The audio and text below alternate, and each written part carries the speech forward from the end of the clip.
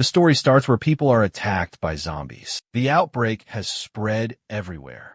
The protagonist is Kin, and he was exercising while listening to radio news. The broadcaster mentioned a national emergency, reporting the zombie virus spread 5 months ago. Survivors gathered at the tense CIG zone. The government had established it, but it was getting worse. Researchers found the virus mutated constantly. Zombies became stronger and also smarter, making human survival much more difficult. Survivors were losing their hope, doing whatever to just stay alive longer.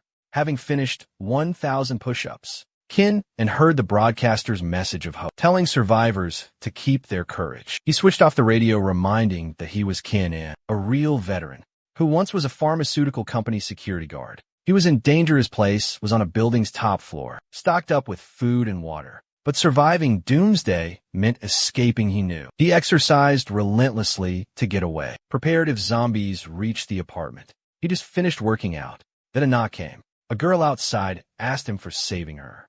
As Kin checked carefully, he found the girl crying. She was Kin Choyan. His neighbor pleaded to come inside. Her husband was eaten, she explained. She apologized about past pain caused him. Ashamed of her past actions and consequences, Move Kitten opened the door for her. She rushed quickly inside. He swiftly closed it. They had no food, she explained. Starving, she and Lou, her husband, decided to seek food outside. But then disaster struck. Kinnan felt uneasy letting her inside. Because he didn't know her, he knew leaving her outside wasn't choice. She thanked him so much. He told her not to weep and rest, since it was really late. He told her to go home tomorrow. She could sleep here tonight on the couch. Afterward, he went to his room. He left her to rest. Next morning, Kinnan woke up needing the bathroom, but Shoan was already inside there. They were surprised seeing each other. He quickly backed out. He had forgotten she was there. She explained the bathroom lock was faulty, so she couldn't lock it. After he was ready, Kim Anon saw Shoyan was getting ready too. Her stomach growled loudly. She said hadn't eaten in days. Kinnan cooked food. Electricity and water stopped working. The stove gas was working. Xiaoan watched him cooking, wondering if he'd share food. Food was ready, he put on table. Xiaoan stood back. Looking anxious, he told her eat. Grateful, she sat down, ate fast. Kinnan thought she was elegant. Now she ate like hadn't eaten long time. He wondered how long starving. He told her more rice kitchen, encouraging her eat much wanted. After eating, they finished. Kin told her return home. She stood asked could wash dishes. She also said lost her key. Surprised, he asked how she lost it. She replied, going home means death. He doubted her honesty, but letting her die wasn't an option. She wanted to stay, starting over. Becoming useful, he asked about staying. After hesitating briefly, she agreed, so he explained he would need to stay terms. Joan recalled when everything was normal. She was shopping with her boyfriend. They saw a girl, Kin, walking by. Her boyfriend mentioned she was Kin, a bodyguard remarking it was annoying. Her boyfriend seemed to check out girlfriends. She also mentioned her boss always asked her to introduce hot girls. Driving, they saw Ing in car. Xiaoan rapped on the window. Amin rolled down asking why. Xiaoan said her boss wanted Ing to meet. They scheduled a meeting. Ing met him. She blushed, feeling very shy. Xiaoan paused in her thoughts. She never guessed Ing would become so affectionate eventually later. With a man, Shoan accidentally dumped Kin. Now, in her current situation, she needs his crucial help. She wondered he'd use this to get revenge. Kin told her she could maybe stay. She would follow absolutely no rules. She hesitated, he added, if not wanting to stay. She could leave knowing no other choice existed. Shoan agreed, listening to him. He asked her wash his stuff. There wasn't much left, she should wisely do it. She agreed, maybe she had misjudged him. After that brief event, she hung the clothes to dry after living there. Kin stood listening to the broadcast. He gazed out. Researchers reported that the virus mutation rate was accelerating, and zombie behavior had become more unpredictable. Kin pondered how zombies seemed to multiply. He turned off the damn radio, realizing another person is in a house. Food was running out much faster. He could not stay there longer. The situation was worsening steadily. Wei comes to him, saying the water supply was low. Kim started to prepare for leaving, gathering a knife and few essentials. She asked if going out, he nods. He warned her to stay inside, not follow, saying it was really dangerous. Xiaoan thought about how her husband had previously. When their supplies got low, Qin opened the front door to leave. Xiaoan yelled, asking him be careful. While he talked, the zombie appeared, showing startled hid behind that door. Qin stepped backward, figuring there was a single zombie. He knew striking its head was best. Xiaoan, frightened, stumbled going back. Unable to look, Qin swiftly stabbed its head, then kicked it, ensuring it was dead. She asked hesitantly if it's dead. Qin explained it was a low-level zombie. A head strike would suffice. He donned gloves, needing finish the zombie, and told her don't come out. She admired his bravery. Admiring his calmness, after a while, Qin opened her house door and said she could grab clothes. She agreed, thanking, entering together. While she collected things, Kim made a decision. It was time to search for supplies. They must gather enough stuff before leaving. Yuan toggled closing her bag. Kim stepped forward, grabbing it. He closed the zipper forcefully, tossing some undergarments at her. She looked at Kim, confused, asking. He just shrugged, saying it was obvious. She must know his intention. She truly did not understand. She thought internally. She might take back praising him. He was not the brave person. He was trouble showing her unpacked stuff in Qin's place. He said that he felt good and was considering a reward. She wondered about the reward, thinking men have strange ideas. But in this apocalyptic world, she felt helpless without his help. They would have to make hard choices. So she agreed reluctantly. Kitten, however, was just testing. She surprised him. She actually agreed later that night, wearing her nightwear. She thought they're going to bed now. Kitten, shirtless, gently lifted and placed her on the bed. He moved closer. She felt uneasy. He lay beside her, saying if she was scared, then she should not have agreed initially. Joan felt confused by those words. He put his hand on her head, told her relax, he wouldn't hurt her. Then suddenly, he said he missed Ding. He enjoyed caring for her and protecting it. He spoke, tears started to fall down. Xiaoan, moved by these words, also emotional, apologized for everything. Kim said it was okay if things were different. He still could not stay put very long. He covered himself, then told Xiaoan rest, suggesting they both sleep now. McCohen woke up wearing Qin's shirt next afternoon. Seeing her, he asked why his clothes. She nervously asked if he disliked it. She started unbuttoning the shirt, getting ready to remove it. Qin, uncomfortable thought, she tried seducing him. He quickly turned away, saying were the clothes he did not care. He sat Joanne sat beside him. Calling him Master, Qin felt weird and uneasy. He stood up suddenly, saying he needed bullets and supplies. Joanne smirked, calling him a fool. Qin grabbed his sword, preparing to go. Xiao called to him, be careful, avoid injury. He simply nodded. He opens the gate, finding a female zombie. With one swift motion, he stabs the zombie's head. Eliminating the threat, he disposes of the body. He says first they met as total strangers. Then they met again as acquaintances. Now, killing zombies is like peeling potatoes. He grabs a zombie by the gate, moving it. Xiao comes outside asking how it is going. He told her to remain inside safe. Xiao replies she wants to practice just in case. She might fight zombies alone someday. Qin does not say anything. He uses his sword, severing a zombie's head, explaining to Xiao doing it like that means a zombie will never revive again. Xiao tries suppressing her mounting fear, finds the sight is so disgusting. She struggles holding the zombie's head. Eventually, she throws it away, frustrated, causing Qin to chuckle. Her actions make him laugh. As Evan and Felicity return with supplies, they put their stuff inside, being exhausted. Felicity flops onto the bed, sighing. She's so tired, moving is impossible. Qin asks Felicity something, making her laugh. She responded, having him nearby. She's now fearless, brave, always. She promised herself to try killing zombies next time they see some. Qin looks at her, moving closer.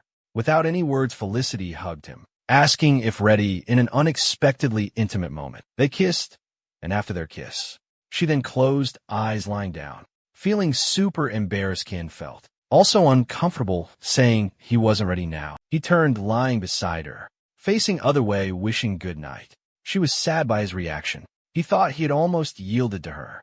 He thought about the zombies killed earlier. They seemed more evolved, he noted. Staying there would be dangerous. They had to find a place safer. He asked if they were alone in Hangzhou. Hangzhou was at the epidemic's center, she replied. They might be the only survivors. There wasn't any broadcasting, he commented. She wondered if he thought about Yang. He didn't answer. She moved close, saying that it was not funny. They met nobody else for many years. Recently, she had come to understand him. She asked how he stayed calm. Long ago, I had a nickname Still I Can, he replied. In junior high, he argued much. Looking back then, it all seemed so childish, she laughed. Suddenly, they saw something falling outside. Glowing brightly, they were curious. They went outside to the balcony, seeing what was happening. Then they decided to investigate carefully. They go downstairs and Kin is armed with his sword. He noticed fewer zombies now. They saw a huge capsule in the distance. Kin told Xiao to stay back, using his sword to touch that thing. A wave of pressure comes from the capsule instantly. The blue and red light burst from it. Two short swords appear in front of them. Kin took the red sword, Xiao picked the blue. Suddenly a strong pressure hit both. The sword became snakes. The snakes coiled around their bodies, absorbing.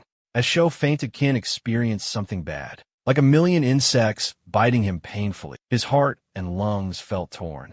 He collapsed beside her eventually. The area was normal. Xiao tried waking him. He asked groggily what happened just now, wondering was it a dream. Xiao answered she knew nothing either. Kim looked toward the stone wall behind. He decided to test by punching it. Surprisingly, the wall crumbled very easily. Delighted, he said it was the two swords. They had helped him greatly. Xiao wondered about side effects later. Kim suggested they worry about those. Later, she realized this was so real. They should just live in the moment. Considering their circumstances now, Kim proposed they check their new abilities. They continued dispatching zombies relentlessly. Afterward, Kim asked how many Xiao killed. She replied she was counting them. Then he mentioned zombies. The nearby zombies were already dealt with. He asked her thoughts. She acknowledged this by saying, the two swords were incredibly useful. Kim silently thought. Besides basic physical attributes, it increased strength. Xiao got more speed and agility. They hadn't seen side effects. It was good to handle nearby zombies. Xiao wondered about going back now. They suddenly heard something. Both turned, looking at the sound's direction. A big zombie was coming. It howled. Xiao wondered about its mutation. The zombie attacked Kin. He jumped back, fast avoiding it. That thing was very strong. Kin knew its strength was too powerful. They must finish this fast. The zombie's head was vulnerable. Kin couldn't get near to hit it. Xiao yelled she was coming. He quickly attacked the zombie, saying don't worry about her seeing openings. The kid saw a huge hole in that zombie's defense. Using a car nearby for leverage, he jumped very high, then landing on the zombie's back. Then he drove his sword into its head. Killing the zombie, Xiao came asking if he was okay. Kin felt a little change in vision. Then they both went onto the balcony. He was amazed his eyesight had apparently evolved. Xiao asked if he had really evolved. Kin considered the meteor and its many effects. He told her that their water was low. There are only 3 barrels remaining. He stopped worrying aloud any further. He was leaving the house. Cho asked if he was going out. She mentioned they might now have superpowers. The zombies had evolved too. He answered there wasn't water. He needed to go find more. He'd already searched around the supermarket. Found no vault zombies anywhere nearby. Chao insisted she comes with him. He gently held her hand, stopping her. He places a hand on her head, reassuring Chao everything will be fine. There's no need to worry. She hugged and called him husband, asking him to be safe. He agreed, left, and headed to a building's top. He saw no zombies jumping down, landing very near the supermarket. He approached it. He heard someone saying it was impossible to live now. Kim realized other survivors were here. Peeking through windows, he saw a kid among them. He jumped inside. People quickly surrounded and trapped him. Chin saw Want Chung calling out, wondering if that was really him. Ching knew him instantly and pulled Chin to hug. He was so happy seeing Chin alive. Chin felt happiness surging. He was relieved Chung survived. Chung then mentioned he never thought he and Chin would meet. Chin asked how Chung was. Chung led him from the crowd. They should talk somewhere private. Moving through the group, many people stared at Chin. Chung gave him water. He explained the virus broke out. He was at the supermarket, buying things with zombies around. Nobody went outside, the door blocked. They were stuck inside for a year. Chung asked about Chin's wife. Chin drank water. He revealed his divorce. Chung seemed surprised, but reassured him. Don't worry, many fish are in the sea. Kim agreed, thinking women's sounds still echoed near him. He says women were there. It wasn't that he did not see them. Soon he collapsed. Chung asks if he's okay. Kim thought Chung was once a co-worker and one of the most annoying people. Later, Kin woke up tied up. Chung stood nearby grinning happily, saying Kin was finally caught. Kin asked Cheng's purpose. Chung slapped him stop pretending. He said when working together, Kin acted a good person, always pretending to be someone. Kin realized his powers disappeared completely. Chung put his foot on Kin and told him not to struggle. He revealed he had a big dose of sleeping pills. A few men were standing. Their clothes are gone. One turned to Chung, remembering he once said Kin's wife was beautiful. Chung nodded yes. She was also quite romantic, he added. From personal experience, he said knowingly. Kitten's anger flared after hearing that. Shang asked if Kin didn't trust him. He mentioned she had a mole below her, but Kin wondered shocked why Ing treated him like that. Shang then taunted poor Kin. He thought his wife was some perfect goddess. He said to him there was no difference between her other women who had been in my bed. One man suggested Chung kill Kin. Chung said he already had fun. When he was done, Kin could be food for zombies. Everyone laughed loudly. Chung suggested they play a new game. Kin was crying at that moment. A young boy opened the door and came in. He asked whether he could free Kin. Then that boy asked if Kin could rescue his mom.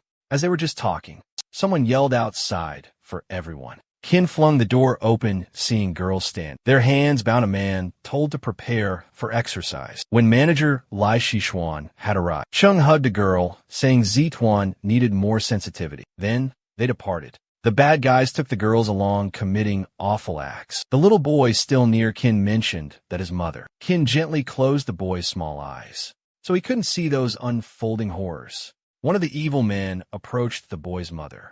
He started lifting up her dress. She begged him to please stop because her son was present. Suddenly, Kin hit the man's head using a rod. He knocked the man unconscious. Kin covered the woman's mouth. He used a silencer. He sees another guy pulling a girl. The boy showed the direction. The three quickly escaped. Kin would come back for Chung. They reached a place relieved at seeing no bodies. The woman identified him, their company's security guard. Kim also calls her manager. Lu introduces his name. He inquired about the supermarket incident. She started when virus outbreak started.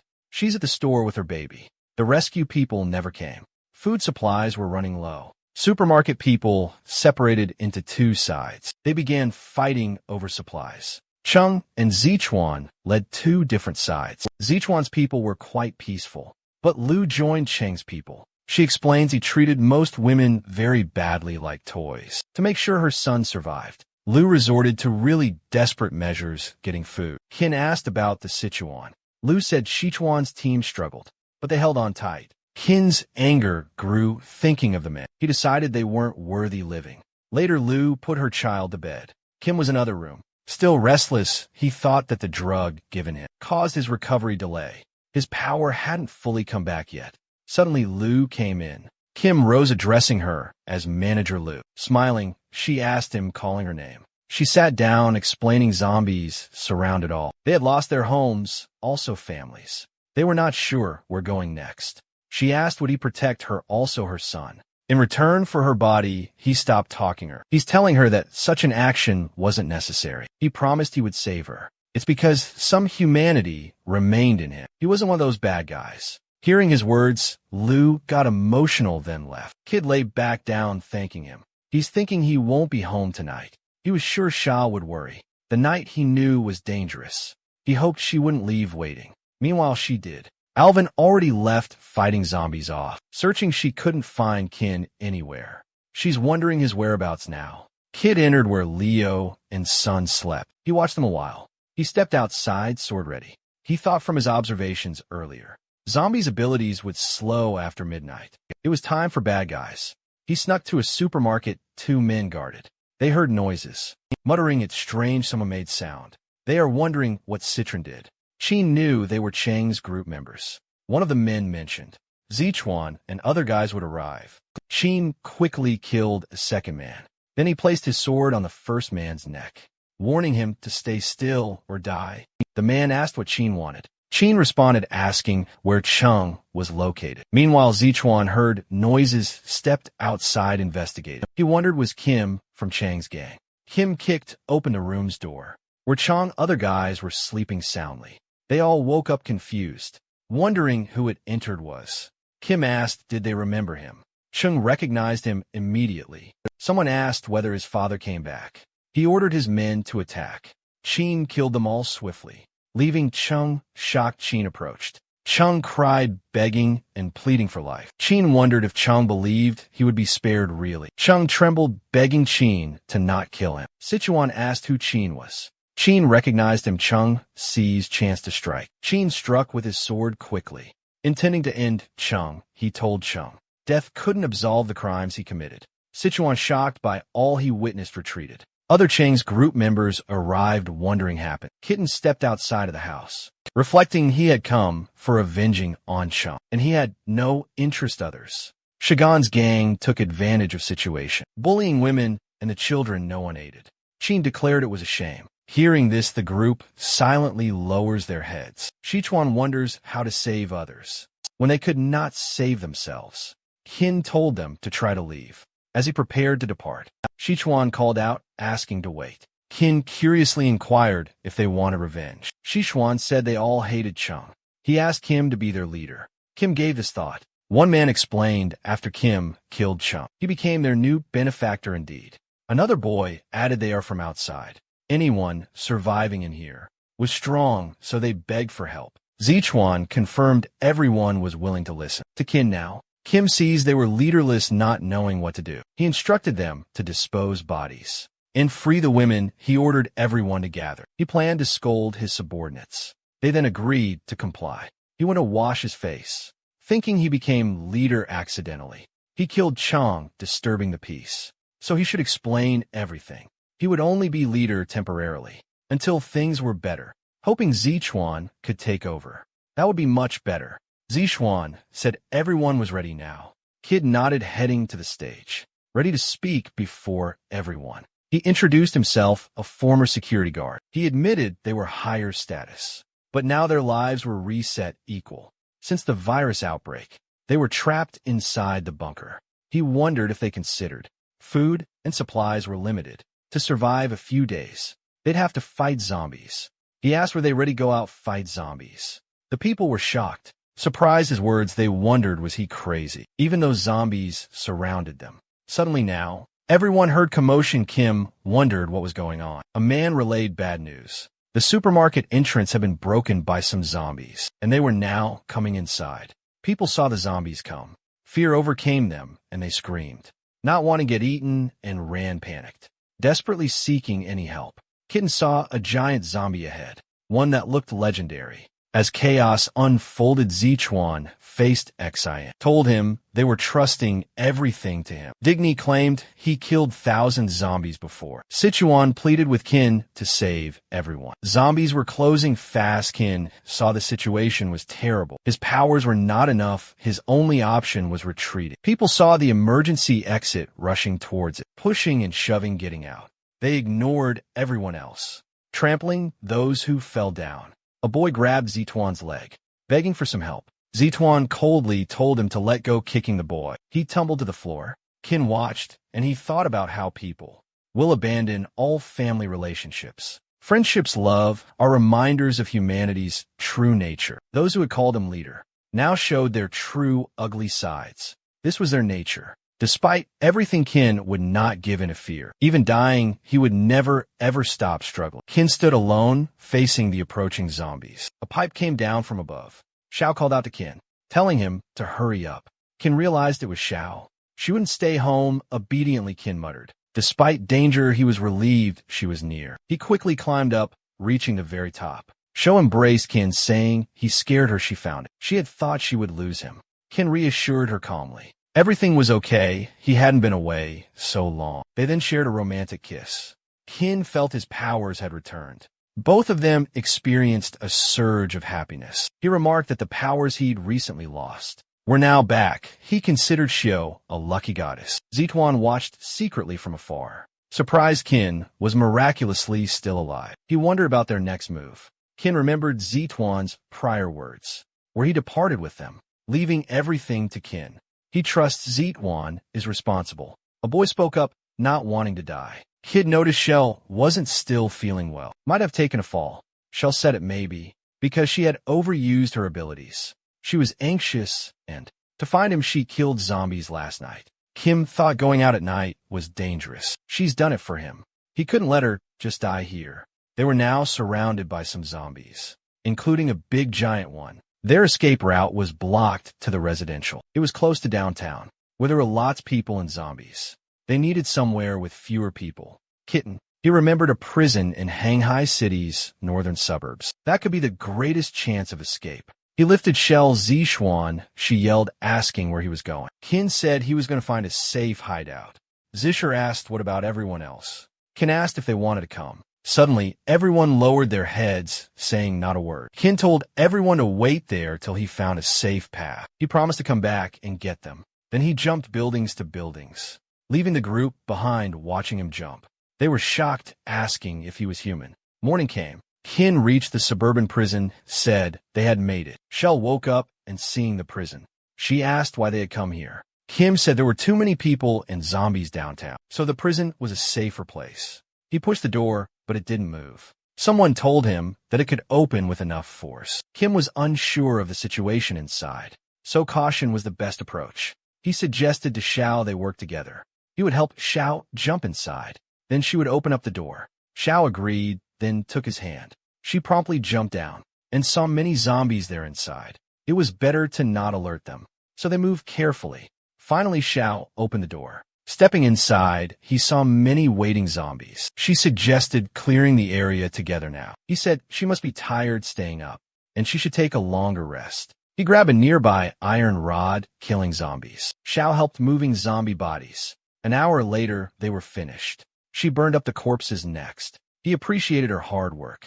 He gave her a hug, then she asked what to do next. He suggested finding a car together. They looked around and finally found a police van. He just said, this van would be convenient to search for needed supplies. Later on, he grabbed the keys, telling Xiao to stay because it was safer. She could rest well, but she insisted she go with him. He explained that he was going to get food supplies. He'd be back very soon. She answered that he said that before. It was hard for her to find him then. He said he would return to her soon. He promised and asked her to trust him now. She at last agreed, then kissed him again. He left with the car, and she wished he'd be safe. The scene changes to inside the city. He carried Lu on his own back, while jumping from building to another building. She said she almost thought he would not come back. He answered if he said he'd save them, he would definitely return. He already filled up 20 spots in the van, announcing it was the very last trip. Taking the wheel, he drove everybody to the base. The group rejoiced, finally being free out in the air. Kitten said some zombies wandered the prison. Then he asked who would go help him clean up that area. A boy volunteering said he could assist. Kin agreed. They both went to kill zombies. Kin, observing that the boy seemed skillful, and asked if he was previously trained. The boy answered compared to Kin, he was not formally trained, but still possessing skills, leading the charge. Kin wondered what he did mean. The boy revealing he was an armed police officer. Kin asked for more detail. The boy explained this prison housed repeat offenders. It was completely equipped with many supplies, buildings, and various other facilities. However, the first place to clean was the armory, he believed. Kin didn't understand the reason why. The armory contained powerful battle tanks, the boy clarified, heavy cool machinery, aircraft machine guns, also countless grenades with ammunition. After those things happened, Sho woke late at night, finding Kin next to her. She just remembered, so was now back. He nodded, confirming he had brought some people back. She asked surprisingly to wake her up when he returned. He gently patted her head, replying that. How could he do that when she rested 2 days? Sho wondered about all the others. Kin explained that he had let everyone sleep. There was still some cleanup work the next day. He said if his abilities hadn't vanished, maybe he could have rescued even more people. She softly touched his face, then said she had thought if she met him before, it would have been great. He made her lay back down. Moving closer, he said it wasn't late yet. They cleaned up zombies next morning. The facility had separate dormitories, kitchen, training ground, and also a sports hall. Besides the basic needs, they could also strengthen themselves to secure life in the future. Kim created a few teams. First established was the logistics team, responsible for managing the supplies, food hygiene, plus essential tasks. He made Lee captain. She accepted the role. Kin explained the next team was the elite team. Their task was eliminating zombies. The captain of this elite team would beat Xiao. Xiao happily accepted the responsibility. Qin also said the armed forces would be led by Lu Gang. Lu Gang would oversee weapon management and provide personal training. Lu Gang also agreed to that role. Finally, Qin mentioned some remaining teams. The guards responsible for watching and securing the base area. The combat team would focus on finding outside resources. And finally, the security team. They would handle managing other survivors. One person volunteered for this elite team. Another said he was better for tracking. He would join the guard team. Qin assured that he would announce a final decision once everyone had chosen their decisions. Meanwhile, the kitchen staff did their work. And Lu Gang trained the whole group. He made them practice gun shooting well. Kitten watched from the tower when SHO came. He said only with him. She understands life in the last days is still stable. He wondered, was it really stable? Since they don't know what's happening outside, whether they could keep holding up. Xiao replied she does not care. She just wanted to be with him until the end. Then they kissed each other. But a coughing man interrupted their time. He reported a caravan comes from the west. There was a whole lot of dust, but it looked like at least 10 vehicles.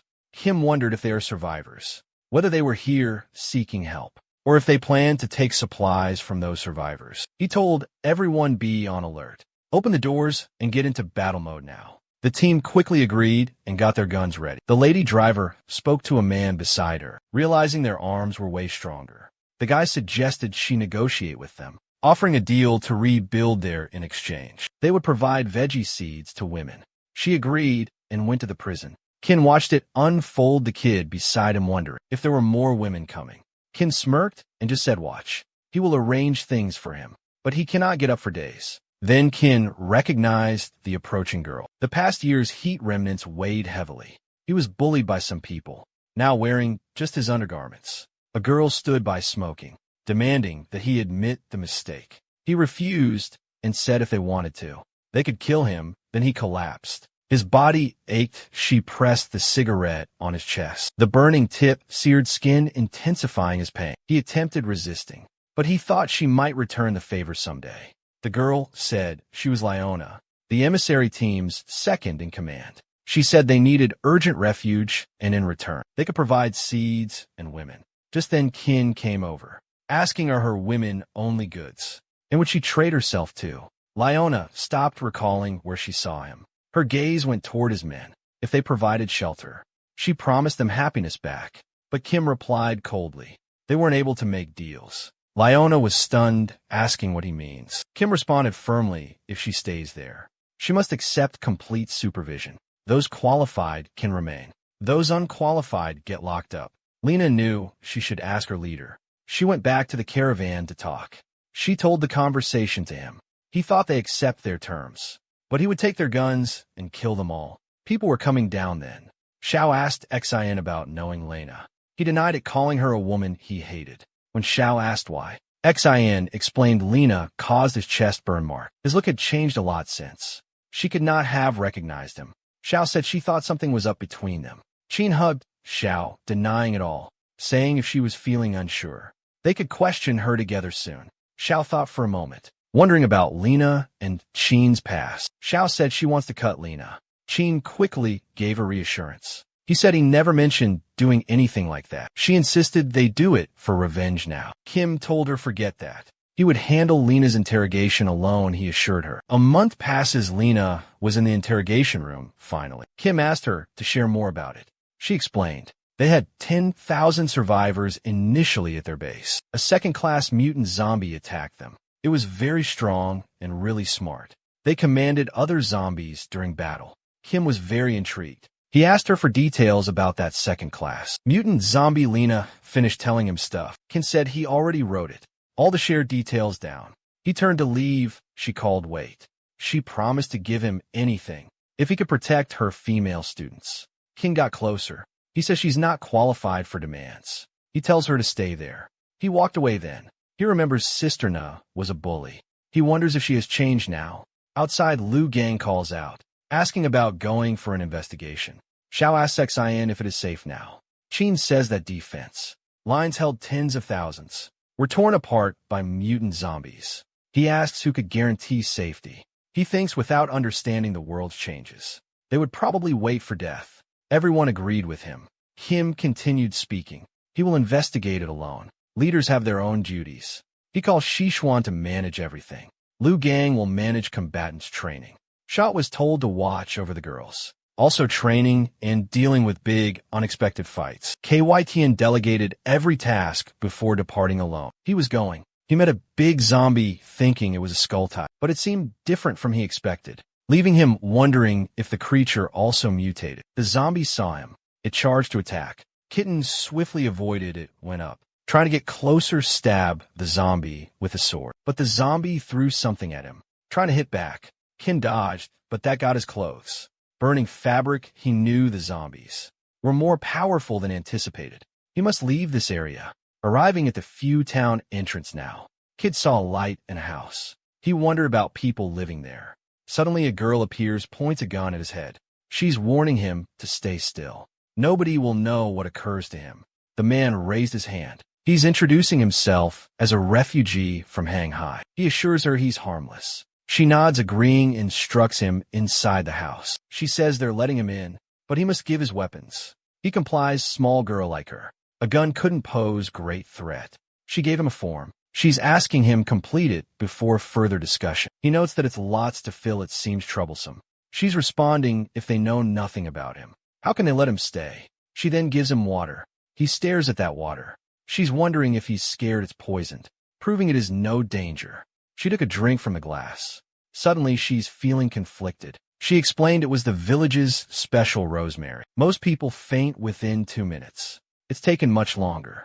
She spoke into a walkie-talkie. She found a man at the site, near the town entrance, requesting they bring a rope. Later, he was completely tied up. A white-haired girl approached. She'd never thought to catch him again. She asked how did that feel. Kim knew her and spoke of Tangyu. She smiled, he still remembered. Kid replied bitterly she was hated. He couldn't ever forget her.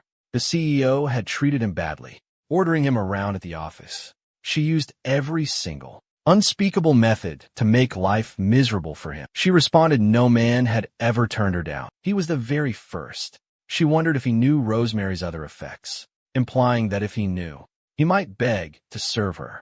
She offers to help him get strong from the suffering he's experiencing. He questioned, but what if I don't? She grinned, saying if he declined, he'd just be harming himself, so agreeing would benefit him more. Kin used his power. He shattered the rope, getting up, also destroying the chair. He asked whether she thought something like this could ever restrain him. Tang stayed the night with him. Kin woke up the next day. She questioned if he noticed she did not resist him last night.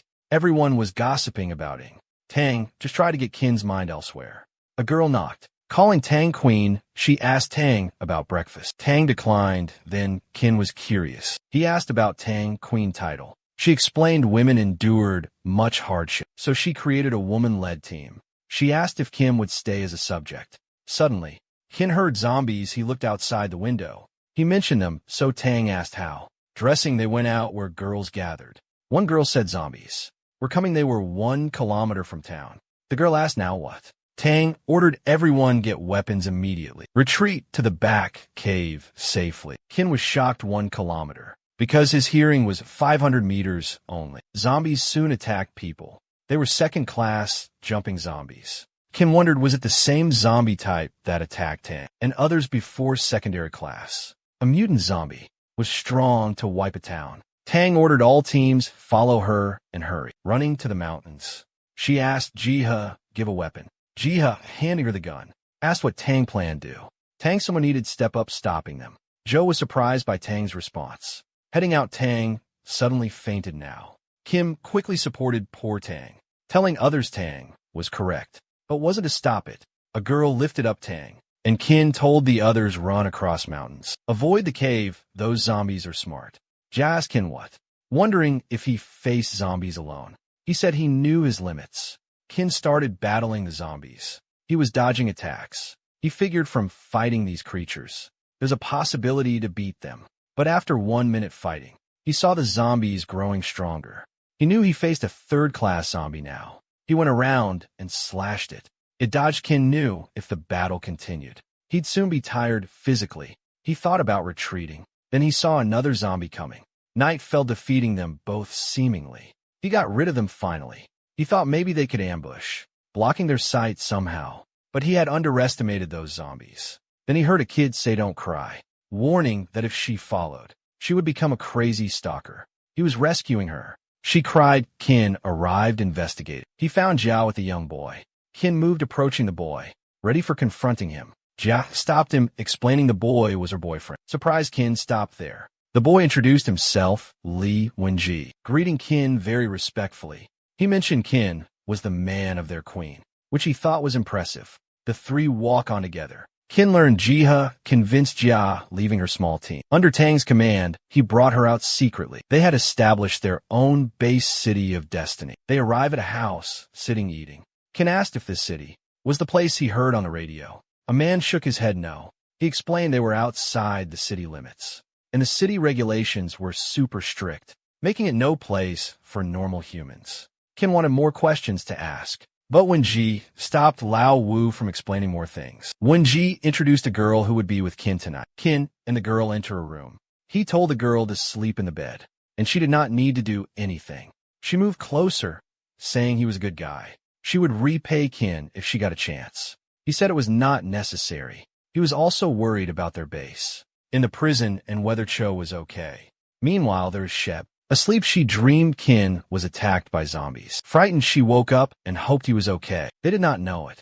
A monster lurked near Kin's location. Outside the village stand two guards with guns. One of them suddenly felt really sleepy. Then a second-class jumping zombie attacked, lunging at him. Kin heard the noise, immediately waking up. He told the girl stay on the second floor. Down on the first floor, the zombie attacked other people when Ji had been badly hurt. He was in Ji's arms. Kin arrives, holding his sword. Ji explained when Ji was hurt, protecting her. She told him go upstairs now. But Kin prepared himself to fight the zombie. When Ji was struggling hard, asked Jia kill him, leaving her very confused. He revealed he was transforming a zombie. Feeling the transformation within him, he grabbed Jia's gun, told her find her mother, and shot himself dead. Enraged, Jia pointed the gun at the zombie. Though Kin still fought it hard, she fired. Kin dodged the first bullet.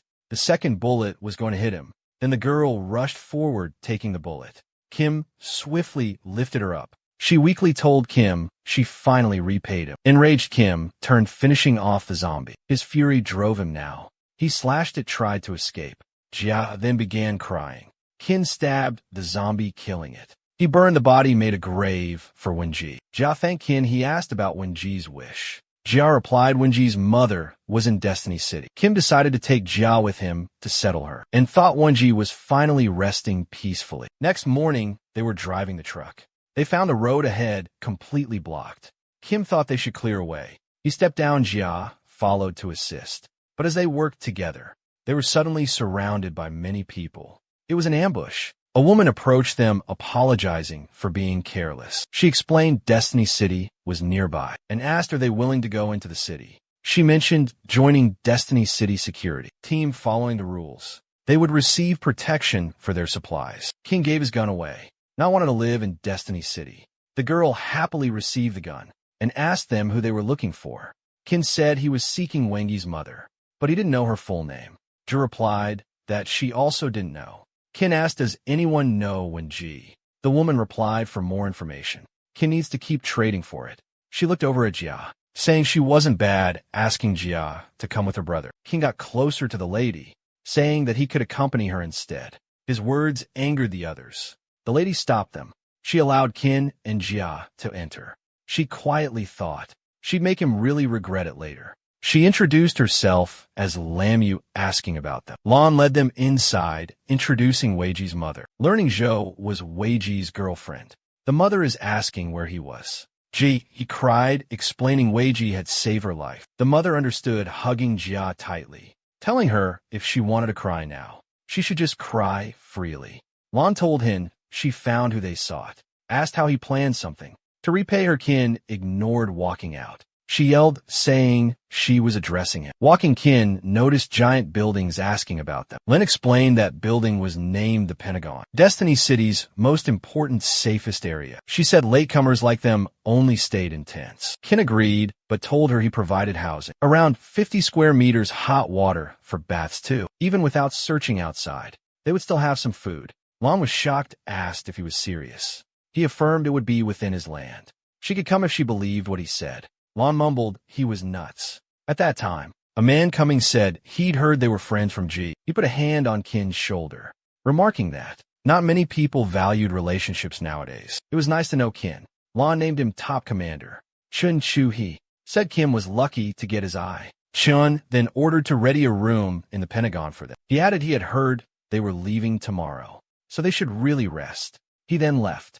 Kin and Lon entered the room. She felt excited to use some hot water finally. Kin wondered why the commander granted him the room, yet Lon had followed him inside. She calls them stingy guys, explaining there was absolutely no hot water there in those tents, so she would leave after bathing. He replies that it was up to her. Lon then moved closer, insisting he leave. Kim jokes that no one wants a little kid like her. He steps on the balcony, reflecting that after battling second-class zombies, he felt his body had grown way stronger. His sight, hearing range all improved, extending from the balcony a few hundred meters. He overheard Chun and Dr. Wong having a conversation. Chun asked, are they truly willing to disregard all lives of thousands below? Wong replies they might leave the people, but could trade their lives for all humanity's hope. However, they couldn't get through the egg shell. Kim wondered what would happen after it hatched. Wong requested just a bit more time to decide. Kim couldn't stop thinking about that egg. Later, Lon came out mentioning she was going, but Kim took her hand, asking her to stay. She asked what was happening. He gestured towards the city, showing flocks of zombies. She also wondered how they got there. He says the 6-meter sphere could not block Class 2, jumping zombies now making the area very unsafe. He told her go back inside and rest, while he stayed monitoring the situation. She told him please be careful. The people kept firing at the zombies. One man told his captain then. The zombie group was acting very weird. They all were heading to the Pentagon. It felt like something was pulling them. The captain ignored it, ordering to kill zombies carelessly. Kim was running an announcement played, instructing members return rooms, stay inside. Chun saw Kim, told him go inside immediately. Something invaded the Pentagon badly. Kim asked was about the egg. Chun, surprised, asked did Kim know. Kim said, not an enemy, maybe can help. Chun motioned Kim, follow along now. They a room, broken egg, many wires. Chun turned Dr. Wong, explained this. Wong quickly said creature from the egg was second class, jumping zombie king. It now loose and free, though a baby still growing. Research revealed second class zombies evolved from first class zombie king. Kim inquired, meaning that the zombie king might become a third class zombie. Wine affirmed, agreeing in theory. Kim then inquired about the zombie's location. One man reported seeing it near Area B. The zombie traveled through the area, killing some people. It stopped before the room. Lam was sitting there by the door. She heard the zombie sound, hoping silently it would not enter. The zombie tore the door. Lin then screamed for assistance. Kin arrived, attacking the zombie. Forcing a fall back, Lin thought Kin might be real. He raised his weapon, striking again, telling Lin, stay hidden inside. Do not come out. Kin fought the zombie.